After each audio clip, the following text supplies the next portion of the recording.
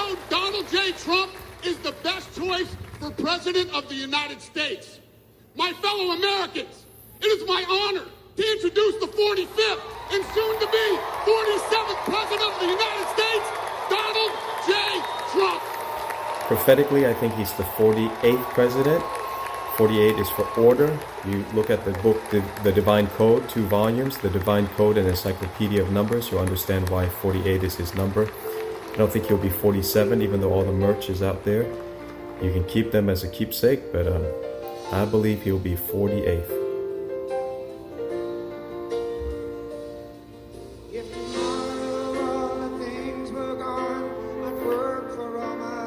So this is the way they introduce him at every rally.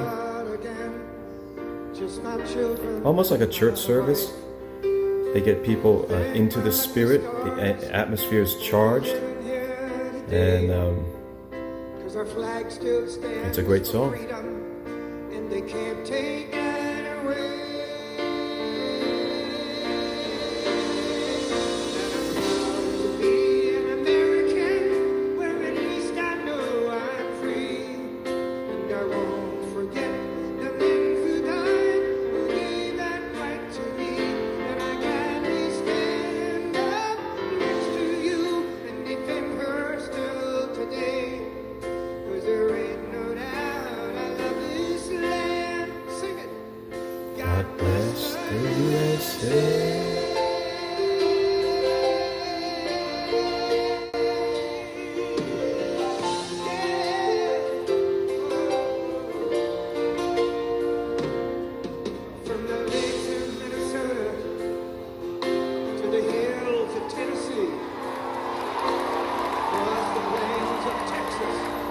There he is.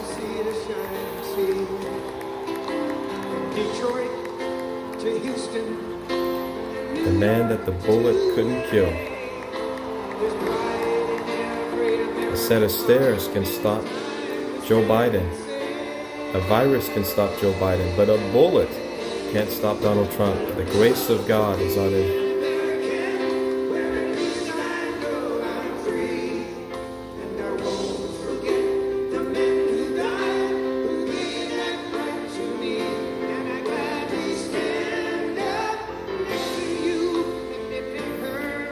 Prior to this, his granddaughter spoke and just did a beautiful job. If you're going to raise your kids right and raise good grandchildren, it really speaks a lot for you.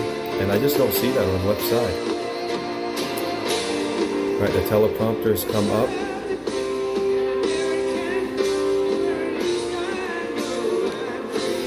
Mike Johnson really embarrassed himself because the teleprompter stopped working while he was giving his speech. And he literally just had nothing to say and walked off stage during the RNC. That's a real big embarrassment.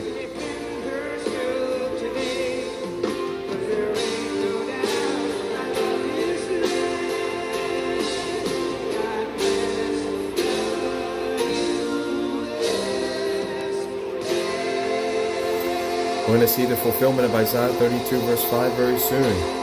It says, "The fool will be no more called noble, and the scoundrel said to be honorable." The fool will no more be called noble, nor the scoundrel said to be honorable. This verse is about to come to pass. God has made a fool of the wicked, and they're not going to be called noble or president much longer. You can see there where he's been hit right there, right on the right ear. Just as predicted by my friend who prophesied. Thank you very, very much. Wow. And thank you, Dana. Thank you, Kid Rock, sometimes referred to as Bob. And thank you, Lee. Right from the beginning. Thank you very much. What a talent. What a beautiful, beautiful song. Thank you. Friends, delegates, and fellow citizens, I stand before you this evening with a message of confidence, strength, and hope. 4 months from now, we will have an incredible victory, and we will begin the 4 greatest years in the history of our country. 4 months. And he's been shot Together we will 5 days launch ago, a new and he's year up of safety, speaking. prosperity, and freedom for citizens of every race, religion, color, and creed. The discord and division in our society must be healed. We must heal it quickly. As Americans, we are bound together by a single fate and a shared destiny. We rise together or we fall apart. I am running to be president for all of America, not half of America, because there is no victory in winning for half of America. So tonight, with faith and devotion, I proudly accept your nomination for President of the United States. Thank you. Okay, so this is the official nomination of the Republican Party for their presidential candidate. The Democrats are in turmoil. They're trying to get rid of their candidate.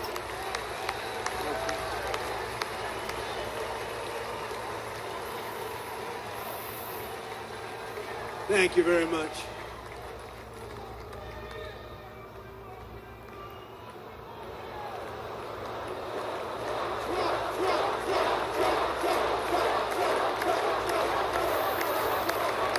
There are his 2 sons. Thank you very much. People are in tears. And we will do it right.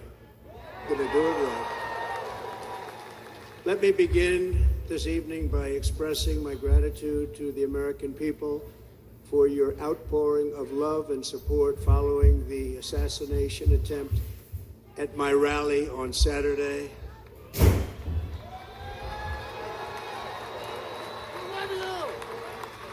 As you already know, the assassin's bullet came within a quarter of an inch of taking my life.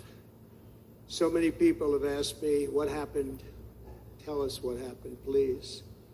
And therefore, I will tell you exactly what happened, and you'll never hear it from me a second time because it's actually too painful to tell. It was a warm, beautiful day in the early evening in Butler Township in the great Commonwealth of Pennsylvania. Music was loudly playing, and the campaign was doing really well. I went to the stage, and the crowd was cheering wildly. Everybody was happy. I began speaking very strongly, powerfully, and happily,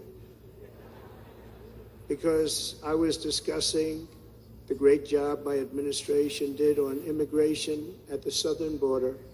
We were very proud of it.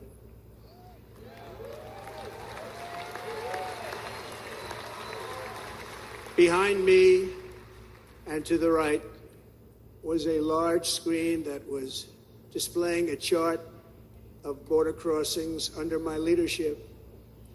The numbers were absolutely amazing. In order to see the chart, I started to, like this, turn to my right and was ready to begin a little bit further turn, which I'm very lucky I didn't do, when I heard a loud whizzing sound and felt something hit me really, really hard on my right ear. I said to myself, wow, what was that? It can only be a bullet. And moved my right hand to my ear, brought it down. My hand was covered with blood, just absolutely blood all over the place. I immediately knew it was very serious, that we were under attack, and in one movement proceeded to drop to the ground. Bullets were continuing to fly as very brave Secret Service agents rushed to the stage, and they really did. They rushed to the stage.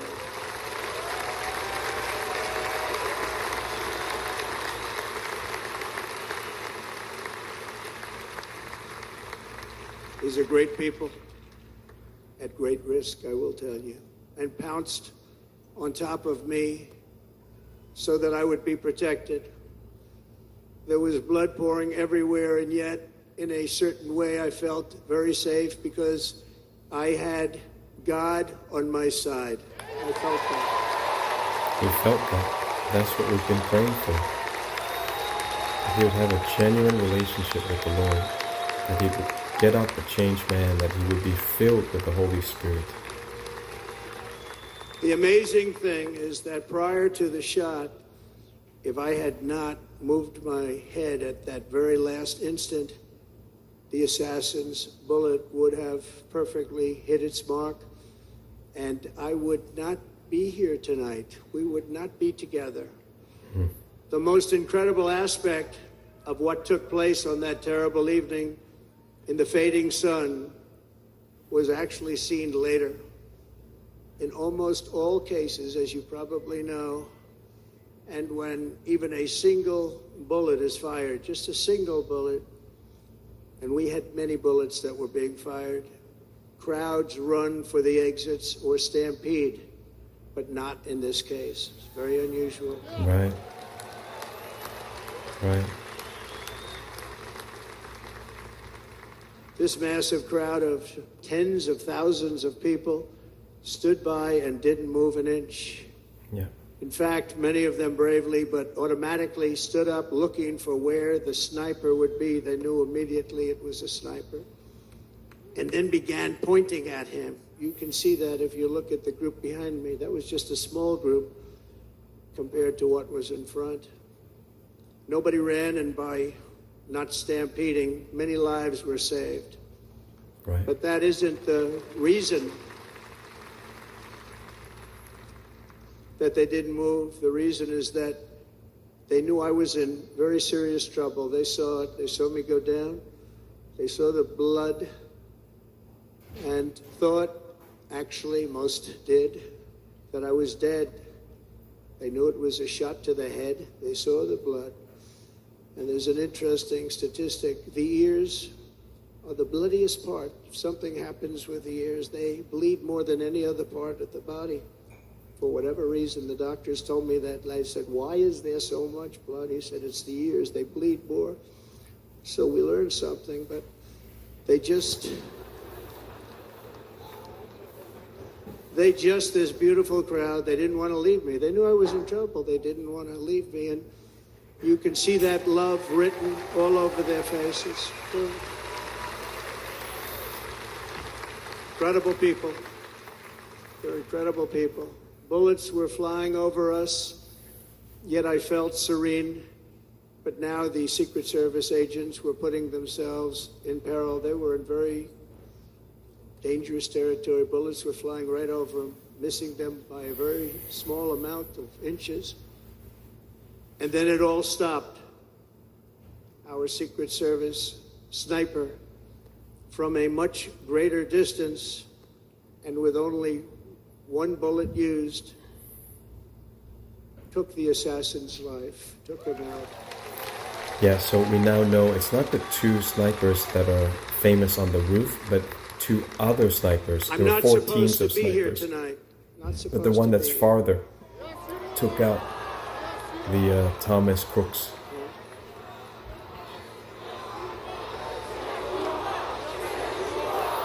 You are supposed to be here tonight. Sounds like Yeshua, by the way. Yes, you are. Yes, you are. It's like Yeshua, Thank you. Jesus. But I'm not.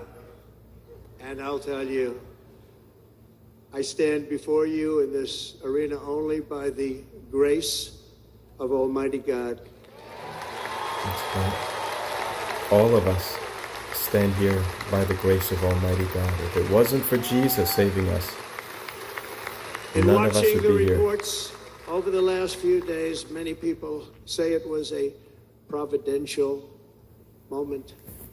Probably was. When I rose, surrounded by Secret Service, the crowd was confused because they thought I was dead, and there was great, great sorrow. I could see that on their faces as I looked out. They didn't know I was looking out. They thought it was over.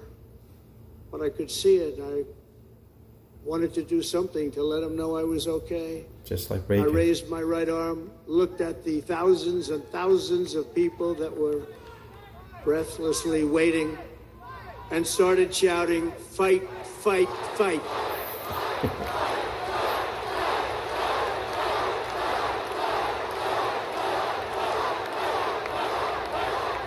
Thank you. Once my clenched fist went up, and it was high into the air. You've all seen that. The crowd realized I was okay and roared with pride for our country like no crowd I have ever heard before. The least we can do when you survive an Never heard assassination anything like attempt. For the rest of my life, I will be grateful for the Amen. love shown by that giant audience of patriots that stood bravely on that fateful evening in Pennsylvania.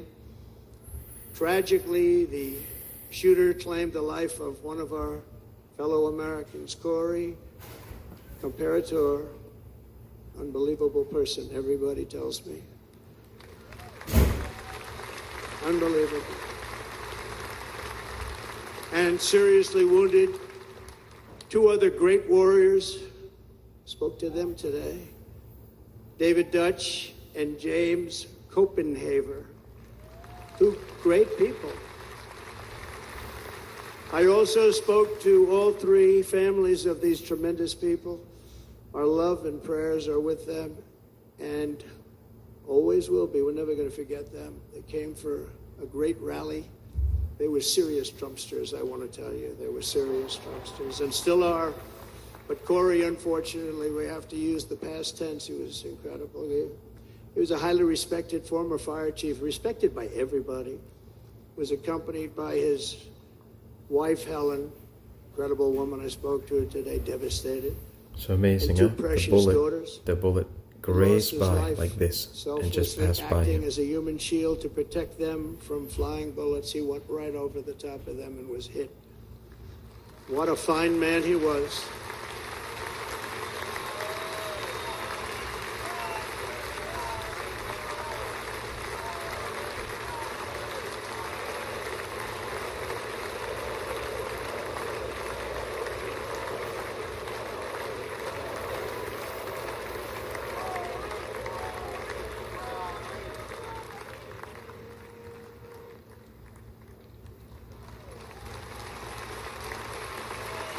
Amen. I pray that he was saved.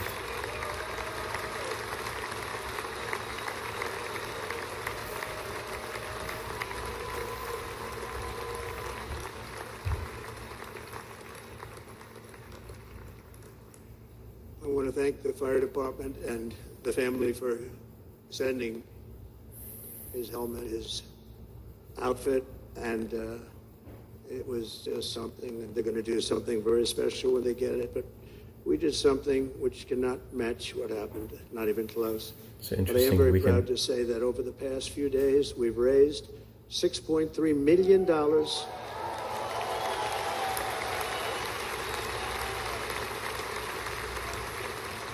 for the families of David, James, and Corey, including from a friend of mine just called up. He sent me a check right here. I just got it.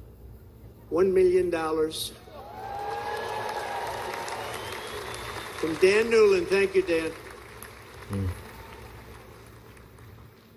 And again, when speaking to the family, I told them, I said, well, I'm going to be sending you a lot of money, but I can't compensate. They all said the same thing. You're right, sir. We appreciate so much what you're doing, but nothing can take the place in the case of Corey. And the other two, by the way, they were very, very seriously injured, but now they're doing very well. They're going to be okay. They're going to be doing very well.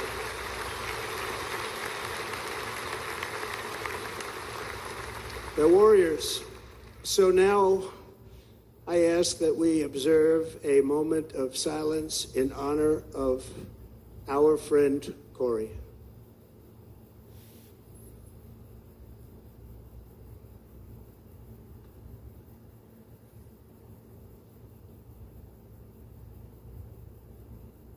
very respectful, very honorable. Something that's There is no greater missing love from a than lot to of lay people. down one's life for others. This is the spirit that forged America in her darkest hours, and this is the love that will lead America back to the summit of human achievement and greatness. This is what we need. Despite such a heinous attack, we unite this evening more determined than ever. I am more determined than ever, and so are you. So is everybody in this room.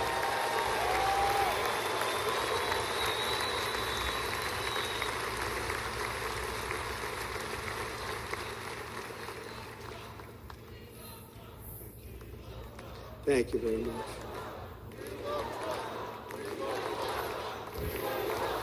Everybody was affected by the shooting. That night, almost nobody I knew in America could sleep. And if his head had been in the crosshair Our and resolve died, is it would have changed unbroken, everybody's and our life. purpose is unchanged to deliver a government that serves the American people better than ever before. Nothing will stop me in this mission because our vision is righteous and our cause is pure. No matter what obstacle comes our way, we will not break, we will not bend, we will not back down, and I will never stop fighting for you, your family, and our magnificent country. Never.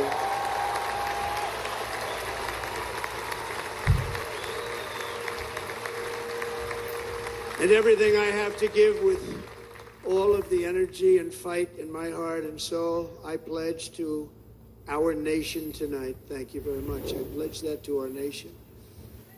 We're going to turn our nation around, and we're going to do it very quickly. Thank you.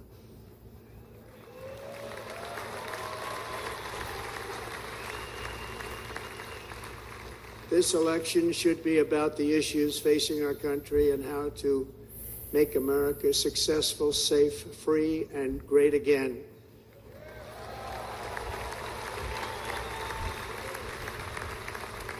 In an age when our politics too often divide us, now is the time to remember that we are all fellow citizens. We are one nation under God, indivisible, with liberty and justice for all.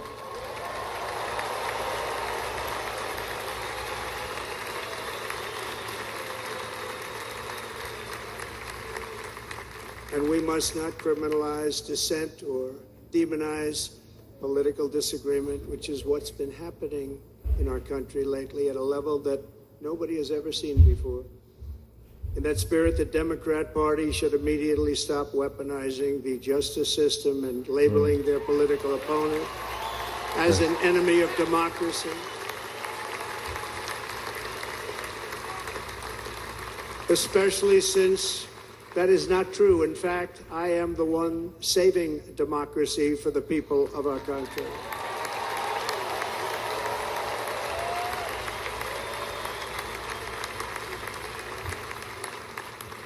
And very big news, as you probably just read, on Monday a major ruling was handed down from a highly respected federal judge in Florida, Eileen Cannon, finding that the prosecutor and the fake documents case against me were totally unconstitutional, and the entire case was thrown out of court. Right.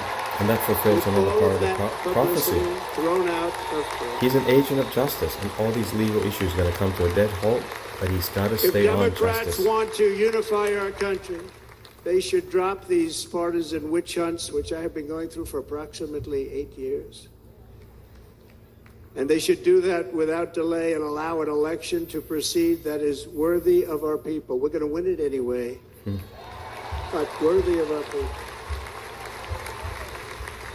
On this journey, I am deeply honored to be You joined saw the lady had the by my saying, amazing wife, Melania. I call it the my pillow on the ear.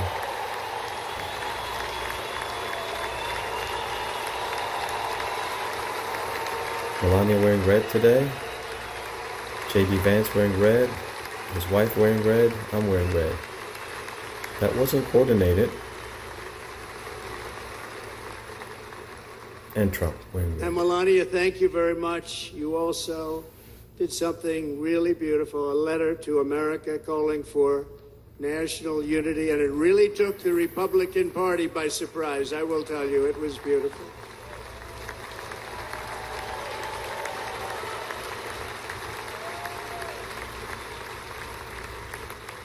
In fact, some very serious people said that we should take that letter and put it as part of the Republican platform. That would be an honor, wouldn't it? Right, Mr. Congressman? But it captivated so many, so I also want to thank my entire family for being here. Don, Kimberly, Ivanka and Jared, Eric and Lara, Ivanka's Tiffany back. and Michael, Baron. We love our Baron.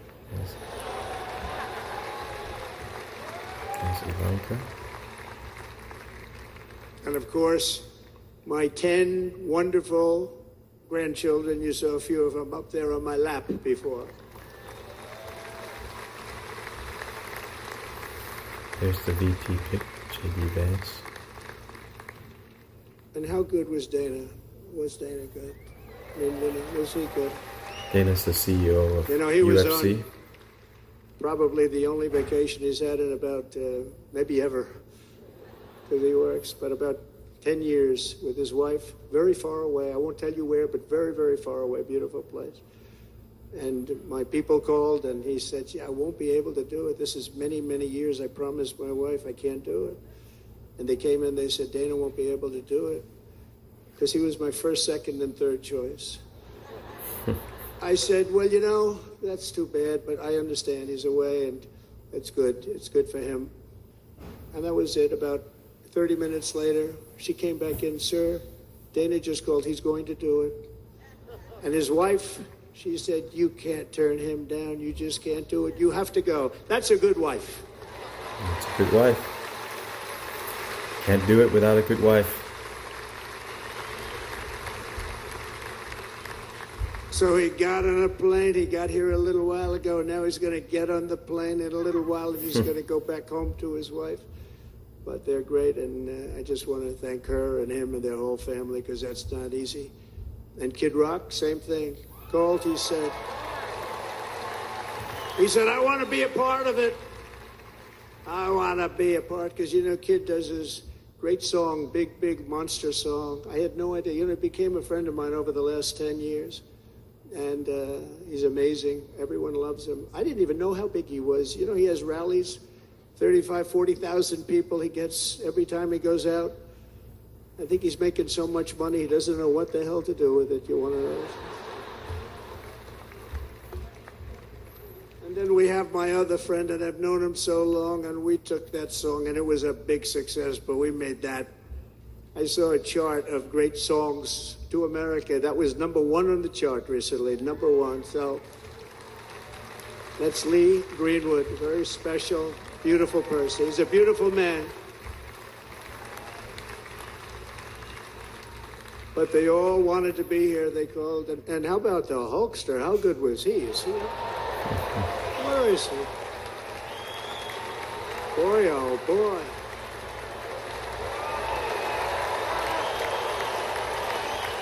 There he is. They may call that entertainment. I know about entertainment, but when he used to lift a 350-pound man over his shoulders and then bench press him 2 rows into the audience, I say maybe entertainment, but he is one strong son of a gun. I'm going to tell you, I watched it many times. There aren't a lot of entertainers that can do that, right? You were fantastic. Thank you very much. Followed by Eric. What was that all about? Boy, that was good. I didn't want to really come up here. But he was so great, and he's such a good young man. He went through a lot of trouble, and Don last night was incredible. They went through so much trouble. They got subpoenaed more than any people probably in the history of the United States. Every week they get another subpoena from the Democrats, crazy Nancy Pelosi, the whole thing, just boom, boom, boom. No, they can reap what they sow. They've got to stop that, because they're destroying our country. We have to work on making America great again, not on beating people and we won. We beat them in all. We beat them on the impeachments. We beat them on indictments. We beat them. But the time that you have to spend, if they would devote that genius to helping our country, we'd have a much stronger and better country.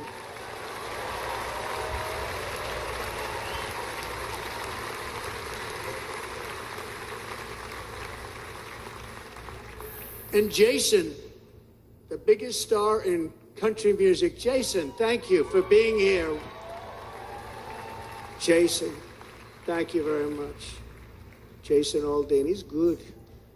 I like his wife even better, by the way. She's here. Thank you, Jason. But I'm thrilled to have a new friend and partner fighting by my side.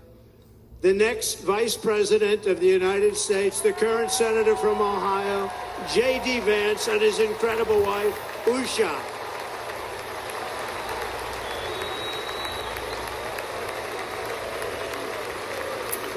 So that's J.D. Vance. He's half the age of Donald Trump. He's 39. Donald Trump is 78. He's quite a young man.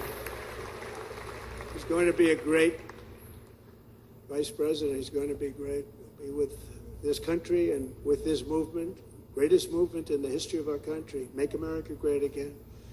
When they criticize it, they say, we're going to try and stop MAGA. I said, MAGA is making America great again. What are you going to stop? There's nothing to stop.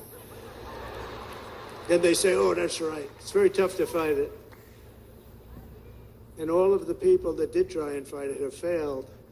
But he's going to be with us for a long time, and it was an honor to select him. Great student at Yale. His wife was a great student at Yale. They met at Yale. These are two smart people. So, J.D., you're going to be doing this for a long time. Enjoy the ride.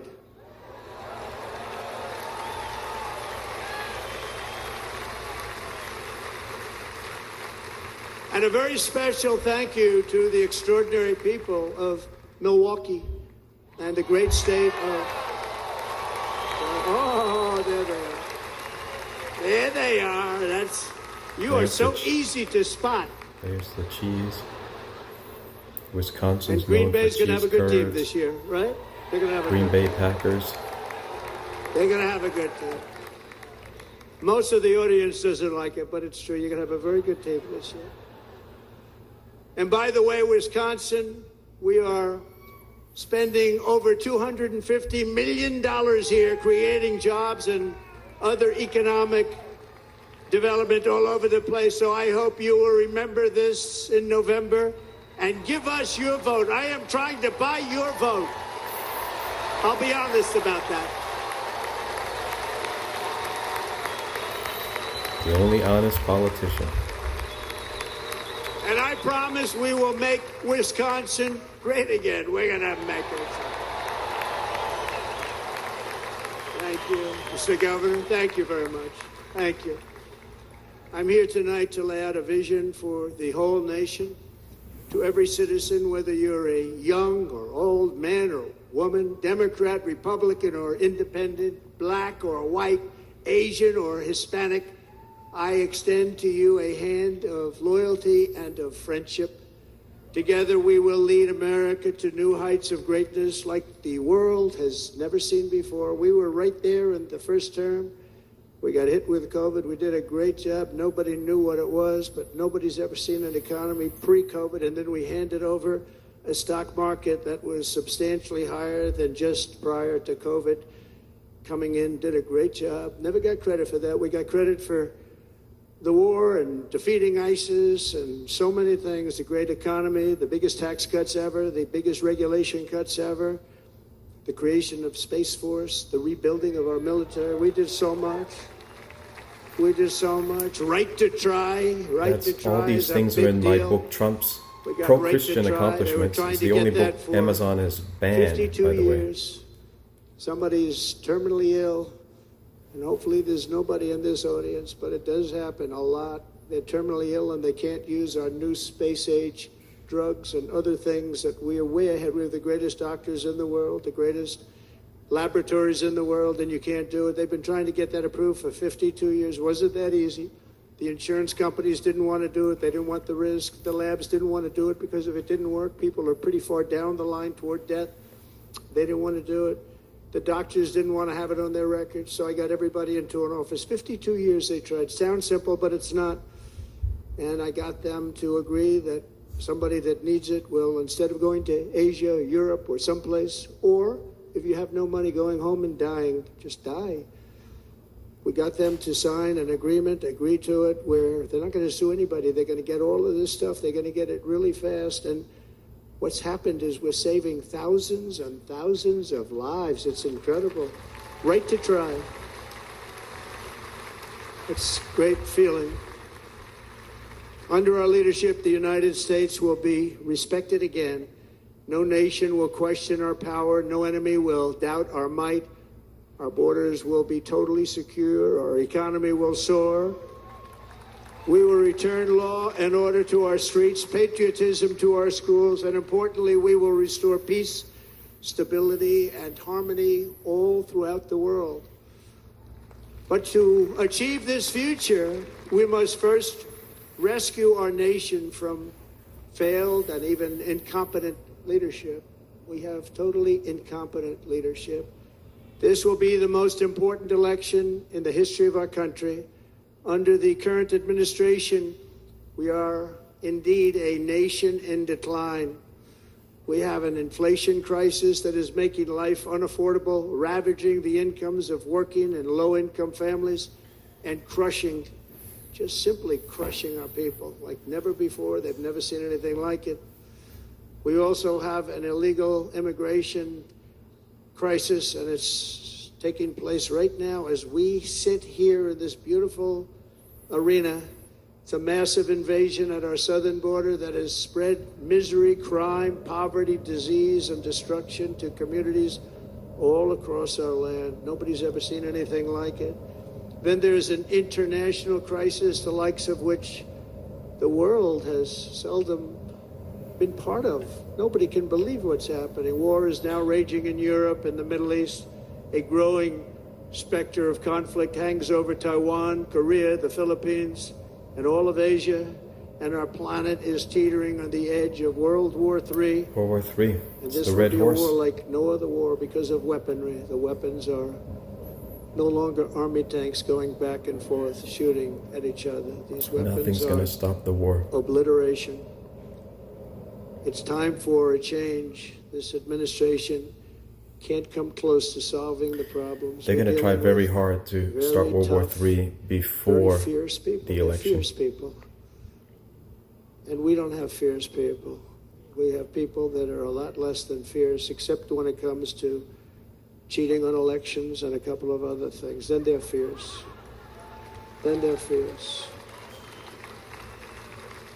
So tonight, I make this pledge to the great people of America.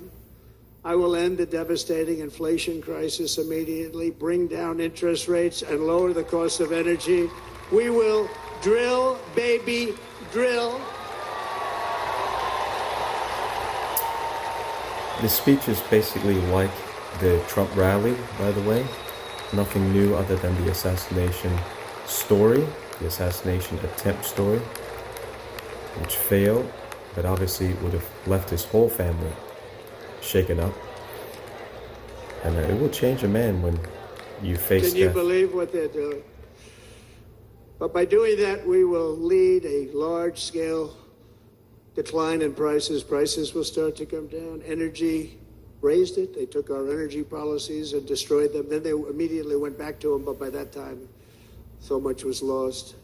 But we will do it at levels that nobody's ever seen before. And we'll end lots of different things. We'll start paying off debt and start lowering taxes even further. We gave you the largest tax cut. We'll do it more. You know, people don't realize I brought taxes way down, way down, and yet we took in more revenues the following year than we did when the tax rate was much higher. Most people said, how did you do that? Because it was incentive. Everybody was coming to the country. They were bringing back billions and billions of dollars into our country. The companies made it impossible to bring it back. The tax rate was too high, and the legal complications were far too great. I changed both of them, and hundreds of billions of dollars by Apple and so many other companies were brought back into our nation, and we had an economy the likes of which no nation had ever seen. China, we were beating them at levels that were incredible. America is And they strong, know it. very strong. They know it. We'll do it again, but we'll do it even better. I will end the illegal immigration crisis by closing our border and finishing the wall, most of which I've already built. Would have been much cheaper to build a wall and give every American, especially veterans and On the homeless wall, we were people, some dealing help with a very than to difficult send it to Congress. Ukraine. And I said, oh, that's okay. We won't go to Congress. I call it an invasion. We gave our military almost $800 billion. I said, I'm going to take a little of that money because this is an invasion. And we built, most of the wall is already built. And we built it through using the funds because what's better than that? We have to stop the invasion into our country that's killing hundreds of thousands of people a year. We're not going to let that happen. I will end every single international crisis that the current administration has created, including the horrible war with Russia and Ukraine, which would have never happened if I was president, and the war caused by the attack on Israel, which would have never happened if I was president. Iran was broke. Iran had no money. Now Iran has $250 billion. They made it all over the last 2.5 years. They were broke. I watched the other day on a show called Deface the Nation. Has anyone seen it? And they had a congressman who was a Democrat say, well, whether you like him or not, Iran was broke dealing with Trump. I told China and other countries, if you buy from Iran, we will not let you do any business in this country, and we will put tariffs on every product you do send in of 100% or more. And they said to me, well, I think that's about it. They weren't going to buy any oil. And they were ready to make a deal. Iran was going to make a deal with us. And then we had that horrible, horrible result that we'll never let happen again. The election result, we're never going to let that happen again. They used COVID to cheat. We're never going to let it happen again. And they took off all the sanctions and they did everything possible for Iran. And now Iran is very close to having a nuclear weapon, which would have never happened. This is a shame what this administration, the damage that this administration has done. And I say it often, if you took the 10 worst presidents in the history of the United States, think of it, the 10 worst, added them up, they will not have done the damage that Biden has done. I'm only going to use the term once. Biden, I'm not going to use the name anymore, just one time. The damage that he's done to this country is unthinkable. Yes, they expect to be running against Biden. Unthinkable. Together we will restore vision, strength, competence, and we're going to have a thing called common sense making most of our decisions, actually. It's all common sense. Just a few short years ago, under my presidency, we had the most secure border and best economy in the history of our country, in the history of the world. We had the greatest economy in the history of the world. We had never done anything like it. We were beating every country, including China, by leaps and bounds. Nobody had seen anything like it. We had no inflation, soaring incomes were going. Nobody can believe it. You can't believe what happened 4 years ago is happening now in reverse. And the world was at peace. Inflation has been a killer for our country. No matter what you make it doesn't matter because inflation is eating you alive. People that were putting away money, they were making great wages, the highest they've ever made, but they were putting away a lot of money. Now they are just being destroyed. They're not putting away anything. They're barely living. They're going into savings accounts. They're taking out their money to live because of inflation. Inflation, remember, it's called a country buster. You can go back to Germany from 100 years ago. You can go back to any country that suffered great inflation. We've suffered the worst inflation we've ever had. But go back and see what's happened to those countries. We've had the worst inflation we've ever had under this person. But in less than 4 years, our opponents have turned incredible success into unparalleled tragedy and failure. It's been a tremendous failure. Today, our cities are flooded with illegal aliens. Americans are being squeezed out of the labor force and their jobs are taken. By the way, you know who's taking the jobs that are created? 107% of those jobs are taken by illegal aliens. And you know who's being hurt the most by millions of people pouring into our country? The black population and the Hispanic population, because they're taking the jobs from our black population, our Hispanic population, and they're also taking them from unions.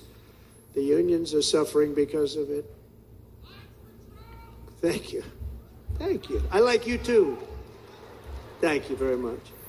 Talks a lot about unions, which Republicans don't usually do, which is why I think he picked J.D. Vance as into a VP. state of depression and despair. That's what it is. It's despair and depression. We cannot and will not let this continue. Less than 4 years ago, we were a great nation, and we will soon be a great nation again. We're going to be a great nation again. And that would be true. That would be true for the next 2.5 years.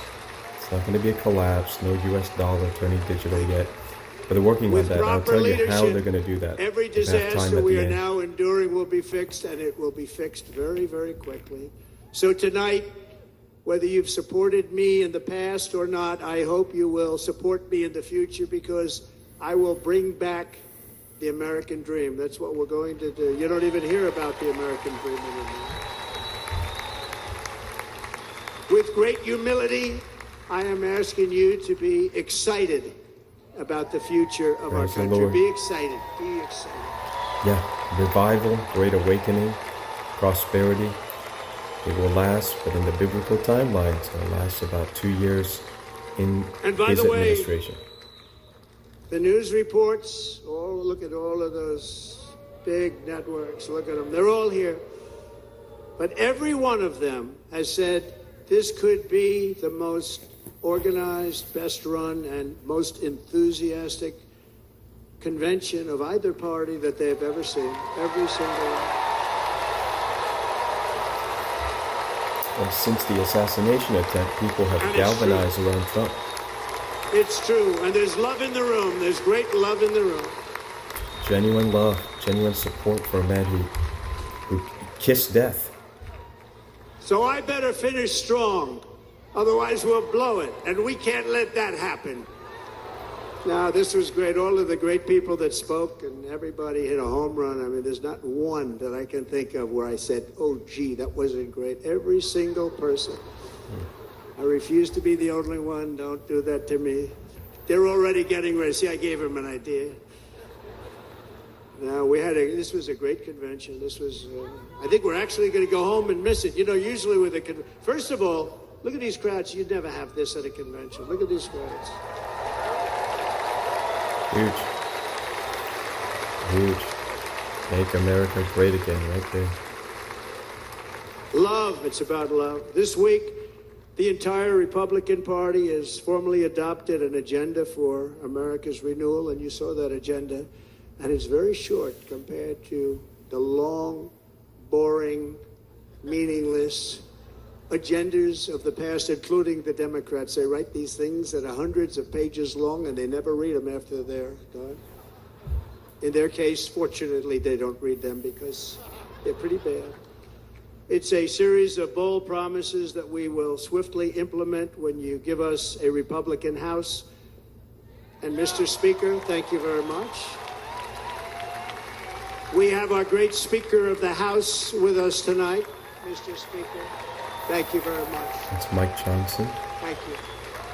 The man who walked off stage A with the Republican teleprompter Senate. stopped. We have many senators here. And send me back to our beautiful White House just a few short months from now. We're talking about just months.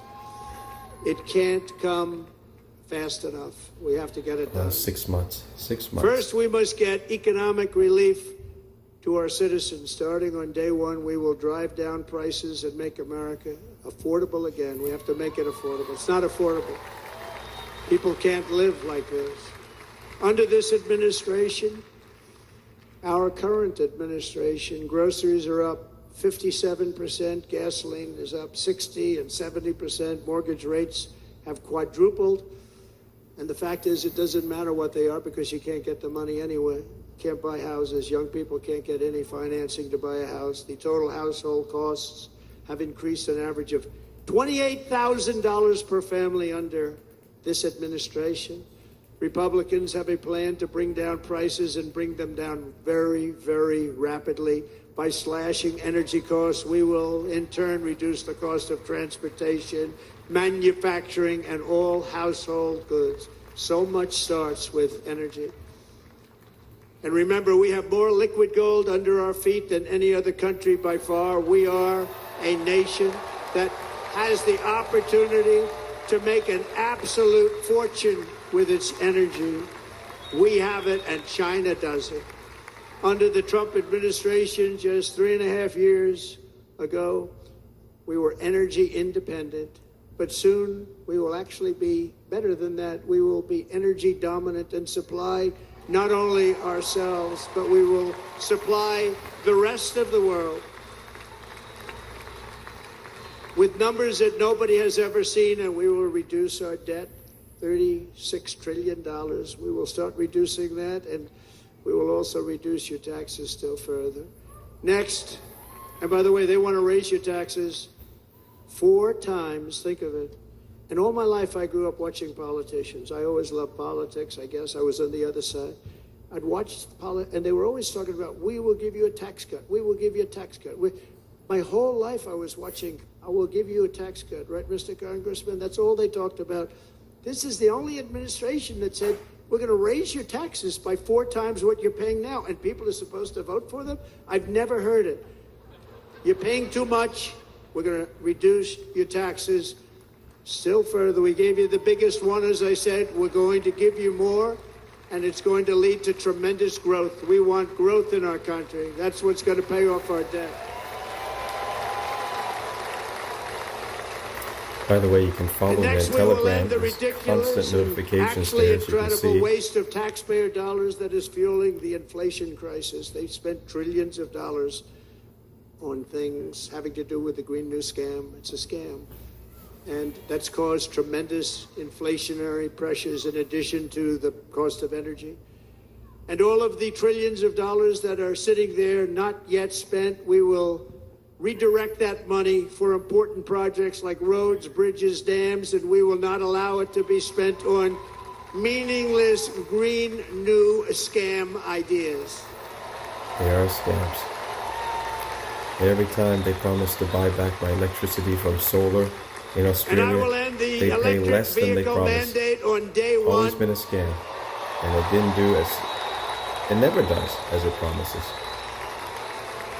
Thereby saving the U.S. auto industry from complete obliteration, which is happening right now, and saving U.S. customers thousands and thousands of dollars per car.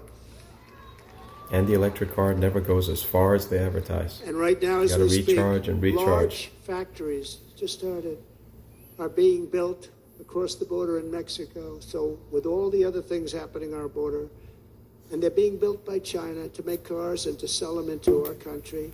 No tax, no anything.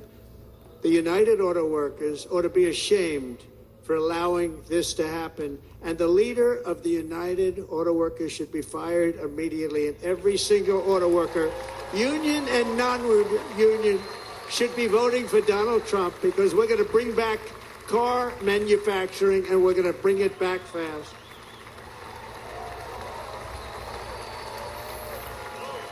They're building some of the largest auto plants anywhere in the world. Think of it, in the world. We're going to bring it back. We're going to make them. We don't mind that happening, but those plants are going to be built in the United States, and our people are going to man those plants.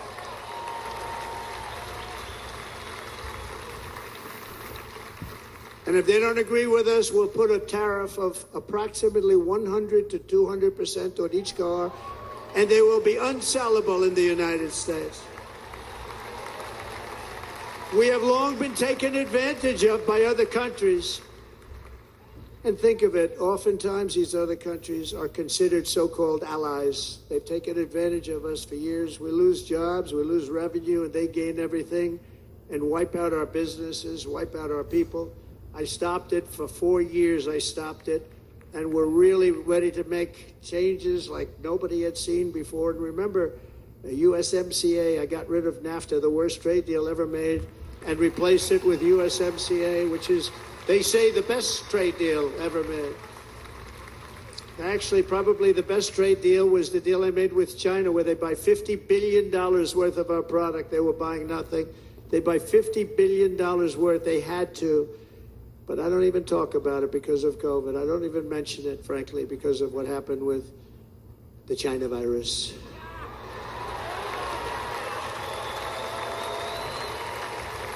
We all used to get censored for saying that. We will not let countries come in, take our jobs, and plunder our nation. They come and do that. They plunder our nation. The way they will sell their product in America is to build it in America. Very simple. Build it in America and only in America.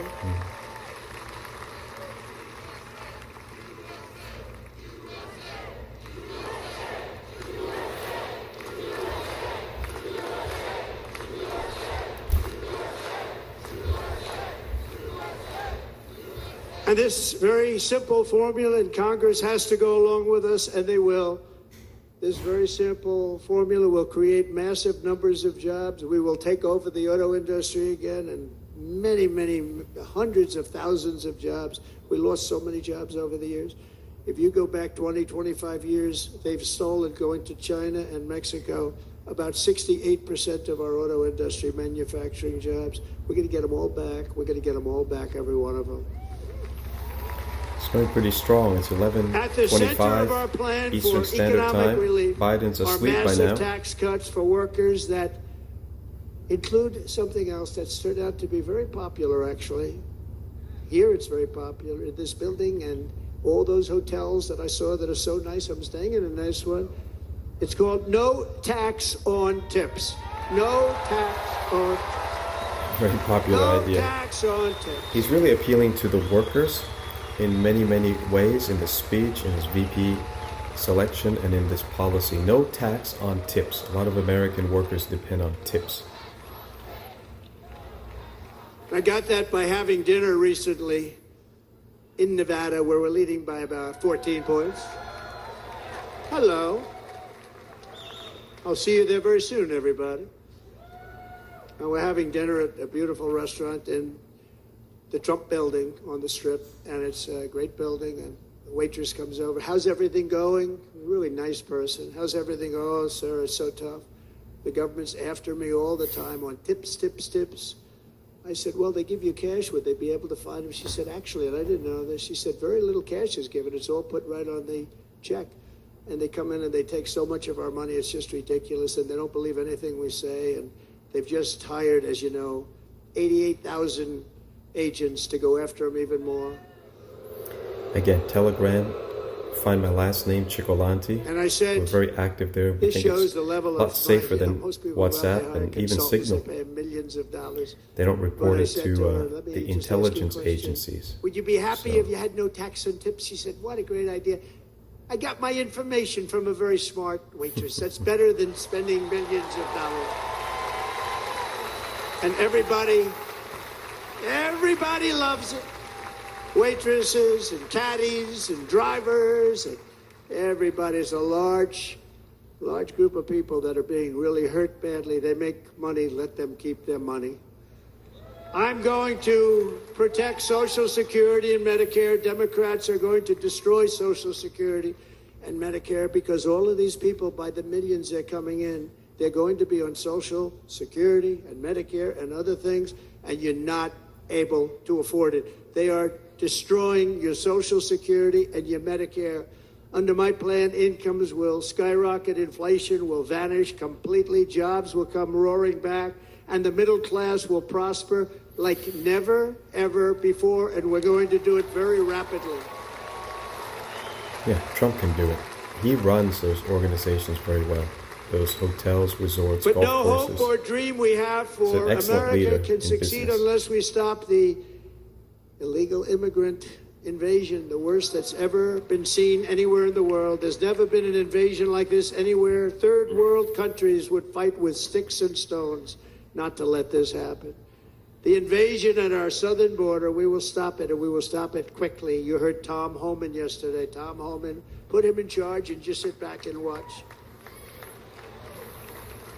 Brandon Judd of Border Patrol, he's incredible. These guys, they really, their job is a lot easier if they don't have to do anything, but they want to. They're patriots. Brandon Judd, Border Patrol, ICE. ICE goes out. You have to see what ICE does with MS-13. You have these are probably the worst gang, and ICE goes in there. And I know a lot of people on these rows here, and they're very tough people, but they don't want to do this job. They'll go into a pack of MS-13 killers. They're the worst, probably the worst gangs in the world. We have thousands of them. I moved thousands and thousands out in my 4 years. We moved them out, and it was a pleasure. But ICE would go right into a pack of these killers, and you see fists flying, you see everything flying, and then they take them. They put them in a paddy wagon. They take them back, and they get them out of our country. And the other countries weren't accepting them back, and I called up, and I said, tell them that we're not giving them economic aid anymore. And the next day, I got calls from all of these countries that were terminated. Billions of dollars we spend on economic aid to countries that does us, frankly, no good.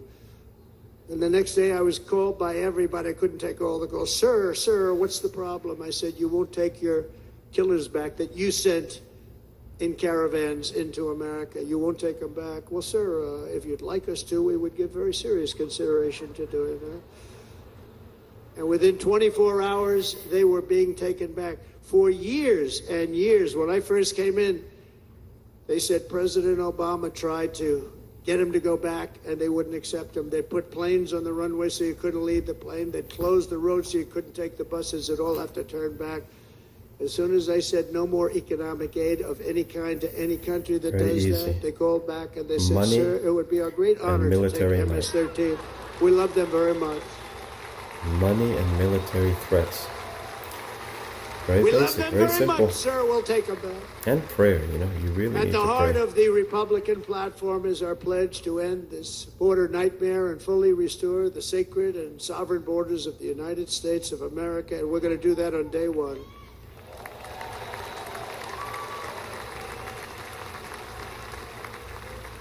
That means two things on day one, right? Drill, baby, drill, and close our borders. He never mentions big tech. The biggest problem is if you don't have free speech, you don't have free flow of information, you continue to get censored, And by which the will way, obviously get and I censored think everybody even as a now. Republican, as a patriot in this room, It cannot as last. Democrats, Democracy, we a want republic people cannot last. to come into our country, but they have to come into our country legally. These are big issues, but I think nothing bigger than truth, freedom, Less information. than 4 years ago, I handed this no real administration the strategy that I've strongest heard. border in American history. But you can see on the chart that saved my life, that was the chart that saved my life. I said, look it, I'm so proud of it. I think it's one of the greatest, it was done by the Border Patrol, one of the greatest charts I've ever seen. It showed everything just like that. You know the chart. Oh, there it is. That's pretty good. Wow.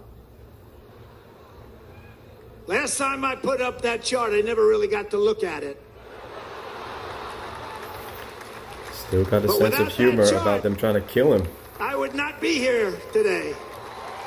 Without God, you would not be here today. And God cares about the Never got dangerous. to look at it. Gotta finish the job.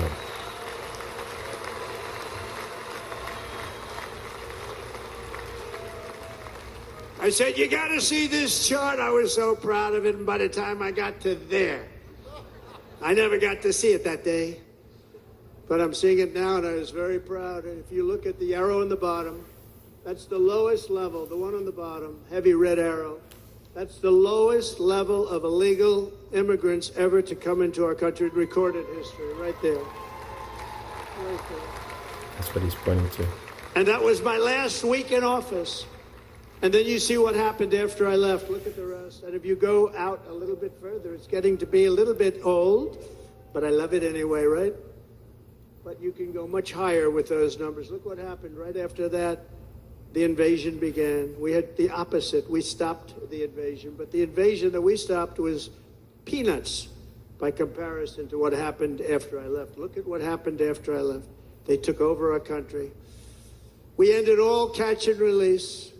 We shut down asylum fraud. We stopped human trafficking and forged historic agreements to keep illegal aliens on foreign soil. We want them to stay on their soil.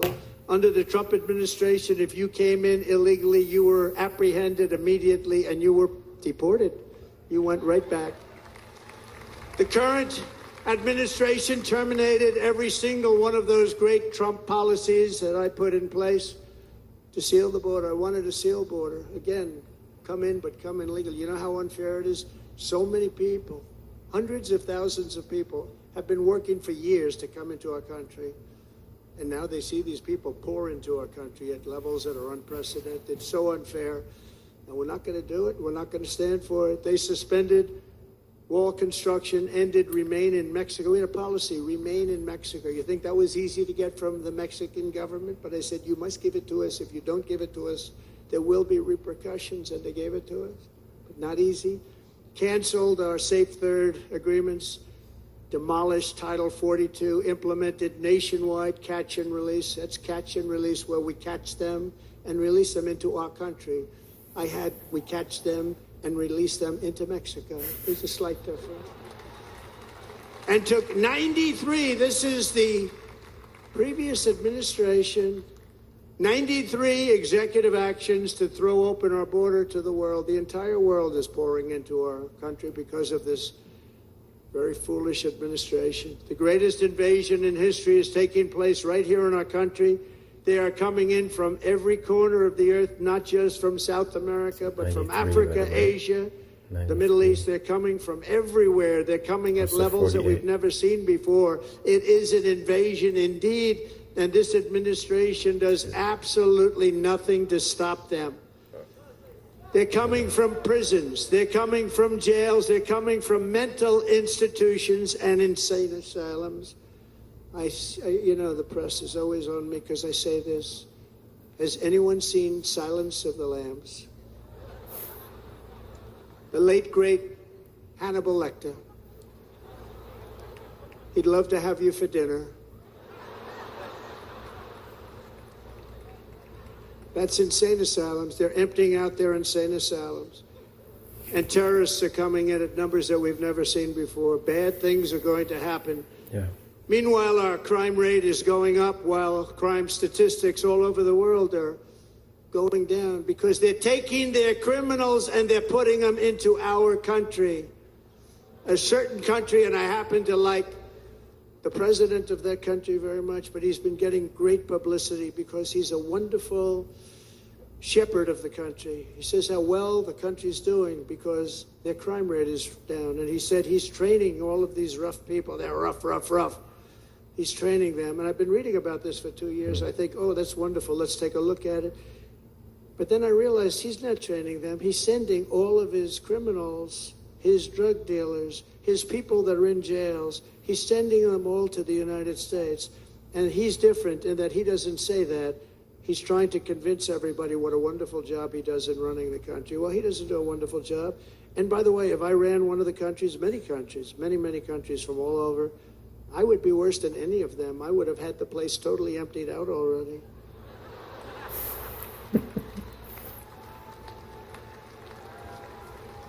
But we become a dumping ground for the rest of the world, which is laughing at us. They think we're stupid. And they can't believe that they're getting away with what they're getting away with, but they're not going to be getting away with it for long. That's what I can tell you. So that's talking about Bukele. It's a danger, right? All these MS-13 guys go back to El Salvador Caracas, and Venezuela. High crime. So Latin America is very turbulent Caracas, that way. Venezuela. Good today and storm really tomorrow. A dangerous place, but not anymore. Because in Venezuela, crime is down 72%. In fact, if they would ever win this election, I hate to even say that, we will have our next Republican convention in Venezuela because it will be safe. Our cities will be so unsafe, we won't be able We will not be able to have it there. In El Salvador, murders are down by 70%. Why are they down? Now, he would have you convinced that because he's trained murderers to be wonderful people. No. They're down because they're sending their murderers to the United States of America. This is going to be very bad. And bad things are going to happen, and you're seeing it happen all the time. That's why, to keep our families safe, the Republican platform promises to launch the largest deportation operation in the history of our country. Even larger than that of President Dwight D. Eisenhower from many years ago. You know, he was a moderate, but he believed very strongly in borders. He had the largest deportation operation we've ever had.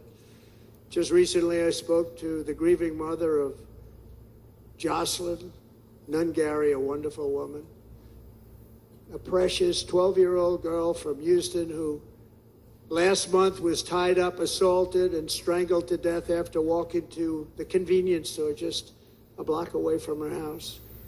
Her body was dumped near the side of the road in a shallow creek, found by some onlookers who couldn't believe what they had witnessed.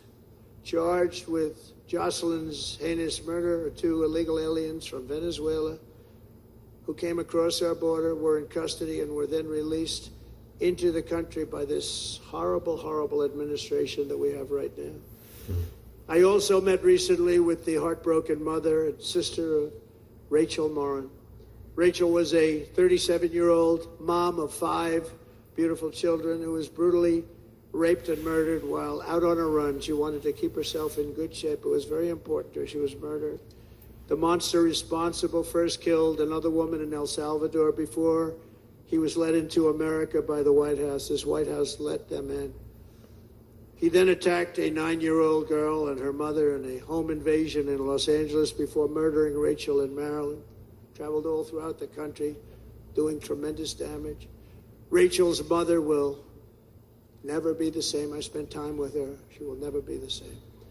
I've also met with the wonderful family of Laken Riley, the brilliant 22-year-old nursing student. She was so proud of being first in her class, who was out for a jog on the campus of the University of Georgia when she was assaulted, beaten, and horrifically killed. Yet another American life was stolen by a criminal alien set free by this administration. And these were incredible people we're talking about. These were incredible people who died. Tonight, America, this is my vow. I will not let these killers and criminals into our country.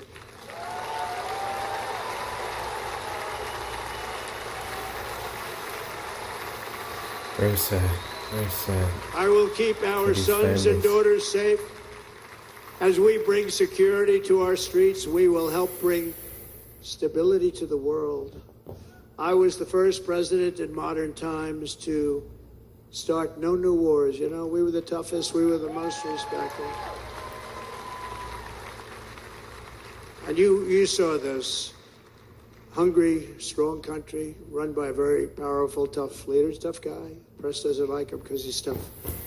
And he came out recently, they were asking him at an interview, the whole world is exploding, what's happening, what's going on? Viktor Orban, Prime Minister of Hungary, very tough man. He said, I don't want people coming into my country and blowing up our shopping centers and killing people. But they said to him, tell us what's going wrong, what's happening, what is it? He said, there's only one way you're going to solve it. You got to bring President Trump back to the United States because he kept everybody at bay. He used a word I wouldn't use because I can't use that word, because you'd say it was braggadocious. The press would say, who's a braggart? I'm not a braggart. But Viktor Orban said it. He said Russia was afraid of him. China was afraid of him. Everybody was afraid of him. Nothing was going to happen. The whole world was at peace. And now the world is blowing up around us. All of these things that you read about were not going to happen. Under President Bush, Russia invaded Georgia. Under President Obama, Russia took Crimea. Under the current administration, Russia is after all of Ukraine. Under President Trump, Russia took nothing.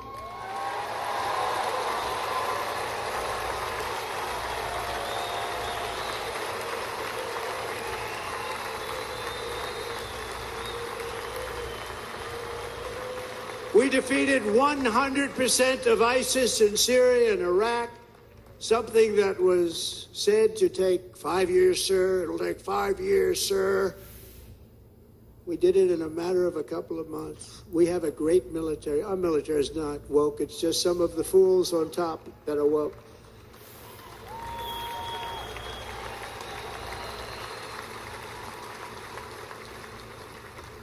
I got along very well. North Korea, Kim Jong-un, I got along very well with him. The press hated when I said that. How could you get along with him? Well, you know, it's nice to get along with somebody who has a lot of nuclear weapons or otherwise, isn't it? See, in the old days, they'd say, that's a wonderful thing. Now they say, how could you possibly do that?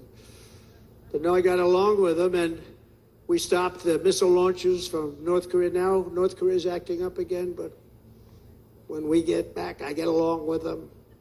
He'd like to see me back, too. I think he misses me, if you want to know the truth.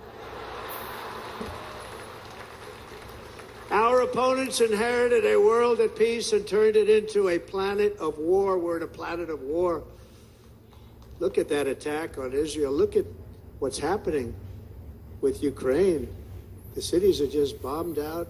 How can people live like that where buildings, massive buildings, are falling to the ground? It began to unravel with the disastrous withdrawal from Afghanistan, the worst humiliation in the history of our country. We have never had a humiliation like that. 13 heroic U.S. service members were tragically and needlessly killed. 45 others were horrifically wounded. Nobody ever talks about them. No arms, no legs, face explosions, horrifically wounded. And by the way, we have a man in this room who's running for the U.S. Senate from a great state, Nevada, named Sam Brown, who paid the ultimate price. Thank you, Sam. Thank you, Sam. Thank you. He paid the biggest price probably ever paid by anybody that is running for office, and I think he's going to do great. He's running against a person that is not good, not respected, a total lightweight.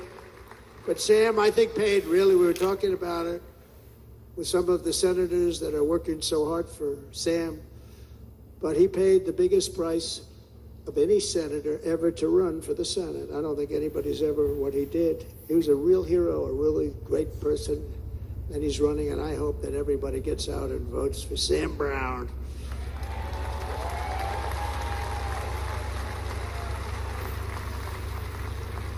And we also left behind $85 billion worth of military equipment, along with many American citizens were left behind.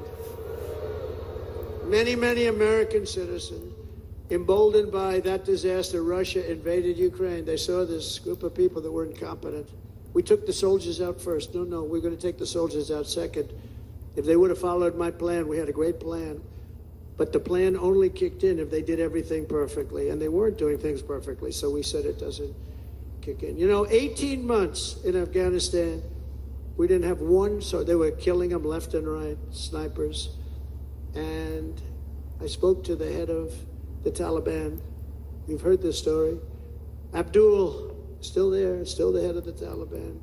The press got on me, why would you speak to him? I said, because that's where the killing is. I don't have to speak to somebody that has nothing to do with it. And I told him, don't ever do that. Don't ever do that again. Don't ever do that again. You've got to stop.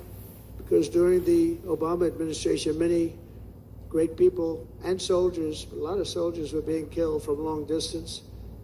I said, if you keep doing that, you're going to be hit harder than anybody's ever been hit by a country before.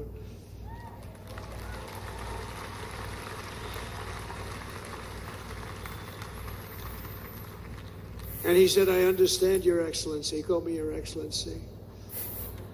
I wonder if he calls the other guy Your Excellency. I doubt it. The other guy gave him everything. I mean, what kind of a deal was that? He walked out, gave him everything. Do you know that right now Afghanistan is one of the largest sellers of weapons in the world? They're selling the brand new, beautiful weapons that we gave them. But think of it. He actually said to me, but why do you show me a picture of my home? I said, you'll have to ask your people or one of your wives. But he could figure it out. And for 18 months, we had not one attack on an American soldier by the Taliban. 18 months.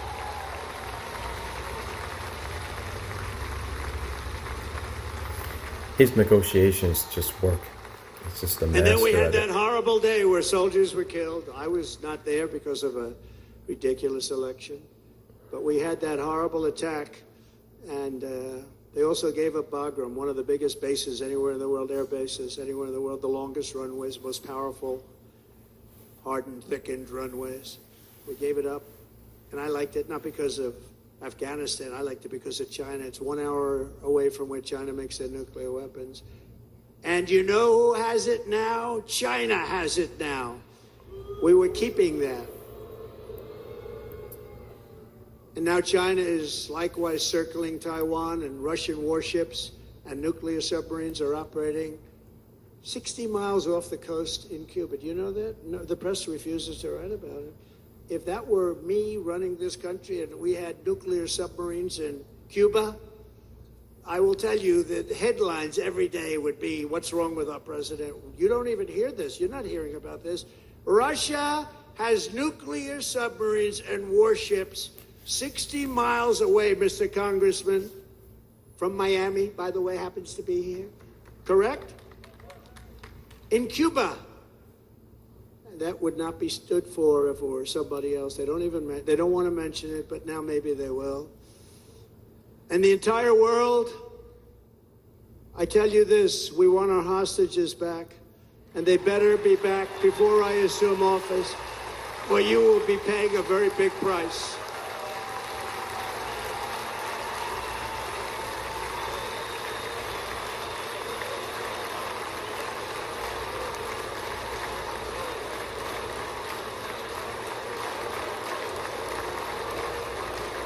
With our victory in November, the years of war, weakness, and chaos will be over. I don't have wars. I had no wars other than ISIS, which I defeated, but that was a war that was started. We had no wars. I could stop wars with a telephone call. I could stop wars with just a telephone call. Yeah, China is properly going to be stated, it would the biggest never start. threat. We will replenish our military and build an Iron Dome missile defense system to ensure that no enemy can strike our homeland. And this great Iron Dome will be built entirely in the USA. We're going to build it in the USA. And Wisconsin, just like I gave you that massive ship contract, and you're doing a very nice job, Governor, right? Thank you, Governor. And they're doing a great job. In fact, I had a little design change, and we gave them a tremendous for essentially what we used to call destroyers. These are now the most beautiful. They look like yachts. They said we have to take the bow and we have to make it a little nicer and a little point at the top instead of a flat nose. And the people at the shipyard said, this guy sort of knows what he's doing. We have the most beautiful ships, right, Governor? And everybody's sitting over there. And it was a big contract that everybody wanted. I gave it to Wisconsin, but we're going to have a lot of that built right here in the state of Wisconsin and all other states. Israel has an Iron Dome. They have a missile defense system. 342 missiles were shot into Israel, and only one got through a little bit. It was badly wounded. It fell to the ground, but most of them are. And Ronald Reagan wanted this many years ago, but we really didn't have the technology many years ago. Remember, they called it Starship, spaceship, anything to mock him. But he was a very good president, very, very good. But now we have unbelievable technology. And why should other countries have this and we don't? No, we're going to build an iron dome over our country, and we're going to be sure that nothing can come and harm our people. And again, from an economic development standpoint, we're going to make it all right here. No more sending it out to other countries in order to help. It's America first. America first. We will unleash the power of American innovation.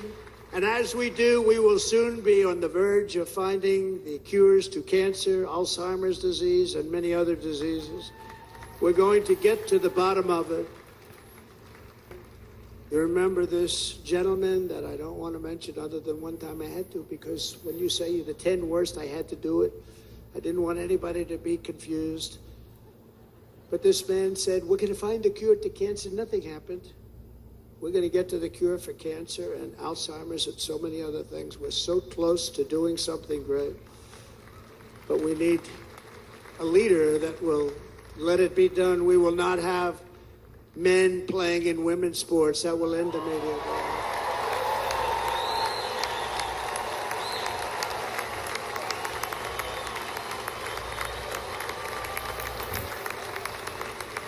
And we will restore and renovate our nation's once great cities, making them safe, clean, and beautiful again.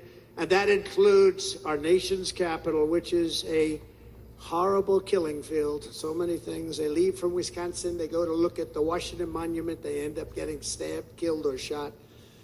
We will be very soon very proud of our capital, again, Washington, D.C.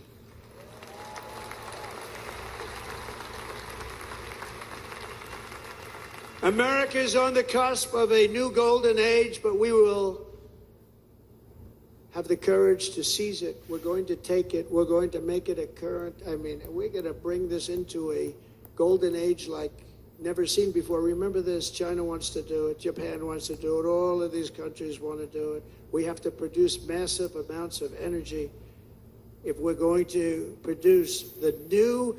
If you look at some of the things that have been done and some of the things that we're going to do, but AI needs literally twice the electricity that's available now in our country. Can you imagine? But instead we're spending places where they recharge electric cars. They built 8 chargers at a certain location toward the Midwest. 8 chargers for $9 billion. Think of them as a tank for filling up your gas. Think of it. They spent $9 billion on 8 chargers, 3 of which didn't work. And if you were going to do this all over our country, this crazy electric mandate, if you're going to do this all, and by the way, I'm all for electric. They have their application. But if somebody wants to buy a gas-powered car, gasoline-powered car, or a hybrid, they're going to be able to do it. And we're going to make that change on day 1.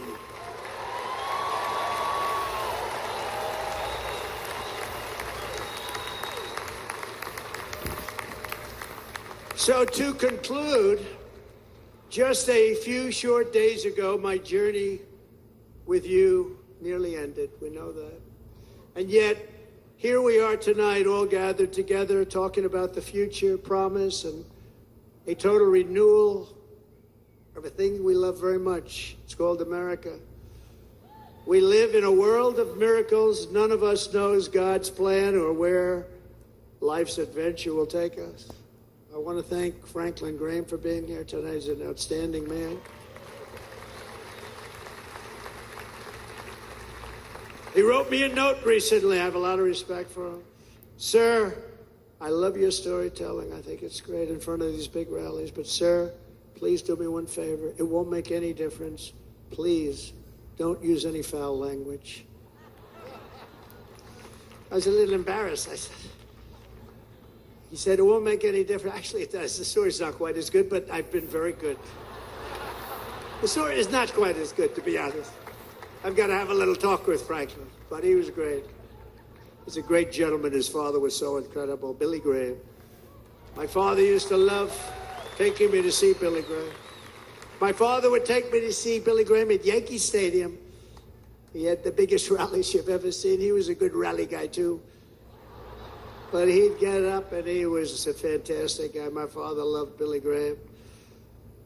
But I love Franklin Graham. I think Franklin's been fantastic, and I'm working so hard to adhere to his note to me.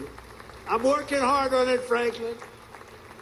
But if the events of last Saturday make anything clear, it is that every single moment we have on earth is a gift from God.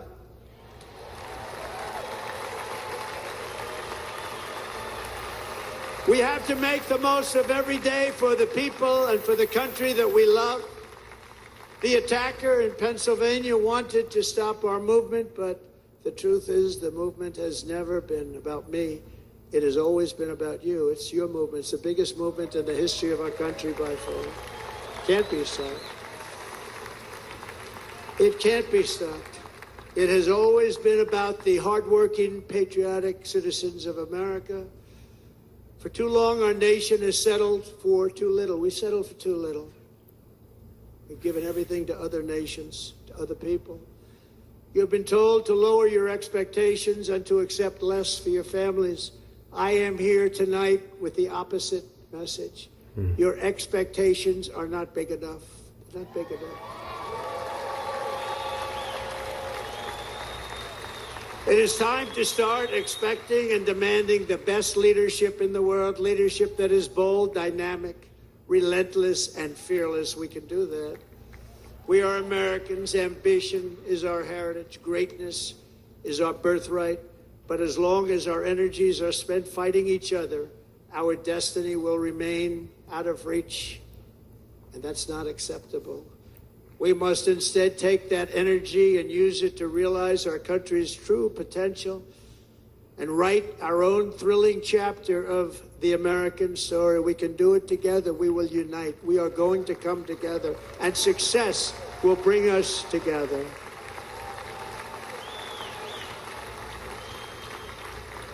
It is a story of love, sacrifice, and so many other things. And remember the word, devotion. It's unmatched devotion. Our American ancestors crossed the Delaware, survived the icy winter at Valley Forge, and defeated a mighty empire to establish our cherished republic. They fought so hard, they lost so many. They pushed thousands and thousands of miles across a dangerous frontier, taming the wilderness to build a life and a magnificent home for their family. They packed their families into covered wagons, trekked across hazardous trails, scaled towering mountains, and braved rivers and rapids to stake their claim on the wide open, new, and very beautiful frontier. When our way of life was threatened, American patriots marched onto the battlefield, raced into enemy strongholds, and stared down death and stared down those enemies to keep alive the flame of freedom. At Yorktown, Gettysburg, and Midway, they joined the roll call of immortal heroes. So many heroes, so many great, great people. And we have to cherish those people. We can't forget those people. We have to cherish those people. Civil war will come again no matter who wins. And building monuments to those great people is a good thing, not a bad thing. They saved our country. No challenge was too much. No hardship was too great. No enemy was too fierce.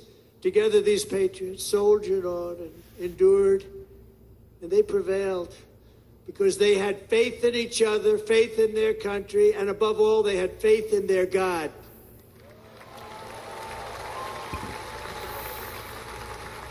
Just like our ancestors, we must now come together, rise above past differences.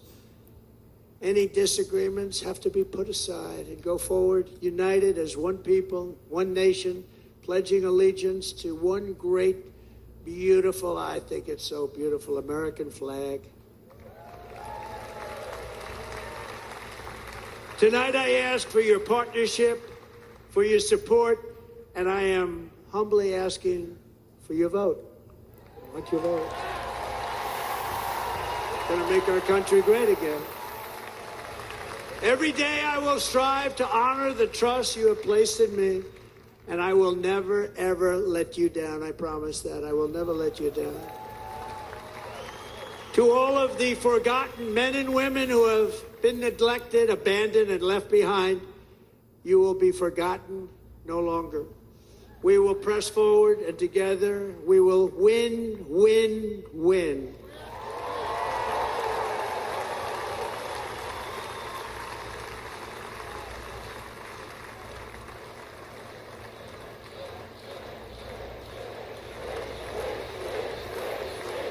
Win, win, win, win, win, win. Nothing will sway us, nothing will slow us, and no one will ever stop us. No matter what dangers come our way, no matter what obstacles lie in our path, we will keep striving toward our shared and glorious destiny, and we will not fail. We will not fail. Together we will save this country, we will restore the republic, and we will usher in the rich and wonderful tomorrows that our people so truly deserve. America's future will be bigger, better, bolder, brighter, happier, stronger, freer, greater, and more united than ever before.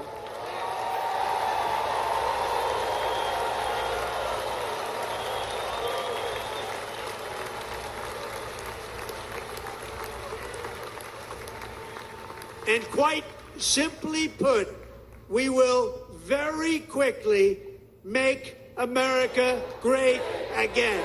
Thank you very much. Thank you very much, Wisconsin. God bless you. God bless you, Wisconsin, and God bless the United States of America, our great country. Thank you very much, everybody. Thank you.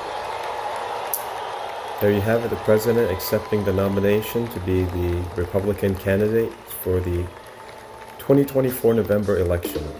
And sounds like it's over.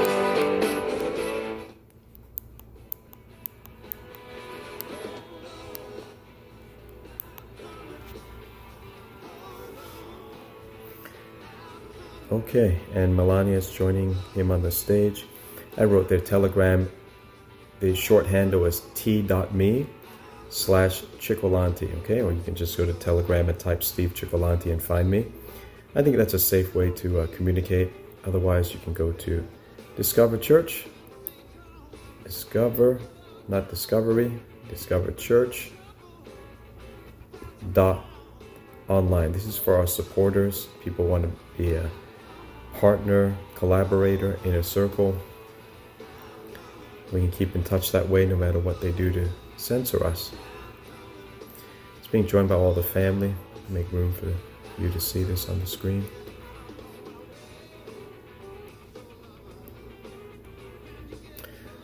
So, good speech. I think a typical speech of his rallies. Not much new other than the news about his failed assassination attempt. And again, we don't really hear much about justice this time, about judiciary reform and transparency, about human and sex trafficking. Hear a lot about the working class. I think this is what he's trying to do, is to really win the working class of America, because the Republicans are known as the party of the rich white guy. And you can obviously see in the crowd that's not true. It's as multi-ethnic and diverse as any party that I've ever seen. But that's the reputation, and so they have to overcome that. That's the bias.